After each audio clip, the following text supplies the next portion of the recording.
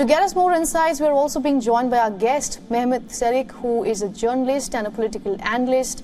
Welcome to the broadcast. This election was touted to be the biggest litmus test in the 20 years in power for Erdogan, and he has come out with flying colors. How are you assessing his win?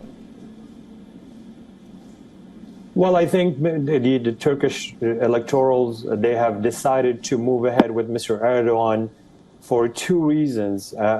One is his record of where he brought Turkey to past 20 years, the developments on the ground, and from infrastructure to many different areas, to foreign policy, where Turkey has been brought to in the past 2 decades. From being a mere, an actor in the region to an international power, and definitely an international, regional significant actor.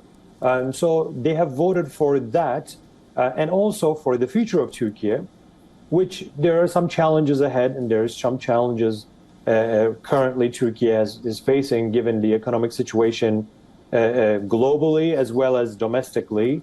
They believe that Mr. Erdogan is the leader who can actually bring them to the future for the next 5 years and switch things around, be it economically or in terms of this image of new Turkey that is very strong now in the region, in its foreign policy, in its neighborhood, and also in areas like defense industry. So they have seen that there are some challenges, some difficulties in areas like economy, but they have once again put their trust into Mr. Erdogan. I think with the 52% of the votes and very comfortable win, they have shown that it is him who they can trust to switch things around, particularly in the economy once again, and fix things for them, be it in terms of inflation or in terms of the economic growth or in terms of how the currency is doing at the moment. So they have acknowledged the challenges, but they have also put their trust in this particular figure that they believe who can actually switch things around once again for them in the next 5 years. Right. Mehmet, we are being told that about 98.88% of the ballot boxes have been opened. And of course, Erdogan has emerged as the winner. But one cannot negate the fact that Kilicdaroglu has received 47.90% of the votes. That's almost 50% of the 60 million people who were eligible, of the voters of Turkey, who do not want Erdogan as their president. Why do you think so? Well, that is only very normal when there are only 2 candidates, and the system works for whoever gets above the 50% threshold. Now, having said that, we believe that, Mr. Erdogan, once he becomes president, he appeals to 85 million citizens of Turkey, not just that 50%. But if we look at it from that way, you can say that 52% didn't want Mr. Kilicdaroglu. And in democracy, in a place like Turkey, where there is a strong democratic tradition, at the end of the day, there's free and fair elections, and one winner is actually declared as the victor of the elections.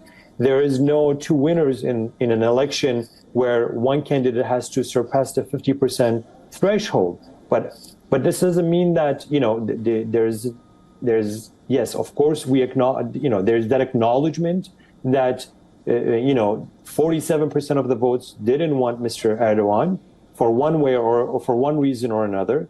But the majority in a democracy is what counts through democratic, free and fair and transparent elections, which are, in Turkey, we have this very transparent system that is hailed by many international monitors as well. So that democratic tradition has an outcome, and one winner is declared at the end of the day. And in this case, it has been Mr. Erdogan for the past 2 decades. He has been winning every single election since he has come up as the leader of the AK Party. And I think this is an area where the opposition has to put all the cards in front of them and all put their, all elements or mechanisms, and they have to reevaluate their strategy on how to win the electoral's trust, how to win the electoral's buy-in when it comes to how they should be, what they should be doing in terms of economy, what they should do in terms of being an all-encompassing mechanism, and be it in foreign policy, they should have this stance that would appeal to the electorals, particularly at a time when Turkey is in a new place now internationally. So I think that it's time for reevaluation and reassessment for the opposition, which was, I think, very strong and very successful in bringing many different segments of the society together. From opposing sides, they came together, Right. and they formed an alliance. But still, the electorals didn't have faith in them, Right. and they chose Mr. Erdogan as a new leader for the next 5 years. Right, Mehmet, now analysis has already begun. Some are saying that Erdogan is likely to be more considerate and more inclusive. Do you think this is true? And if so, is it because of the kind of support Kilicdaroglu has received in this election? Well, I think Mr. Erdogan has been a very strong leader, and his political rhetoric is very strong. However, when it comes to inclusivity, I mean, if we look at certain segments of the society who were neglected in the past, many decades, how they have been included into the society, be it in minorities or be it in the Kurds and other segments of the society, I think that inclusiveness is there when it comes to social policies, when it comes to the actual on the ground. But in terms of the political rhetoric, I think both sides have used a polarizing and a negative election campaign.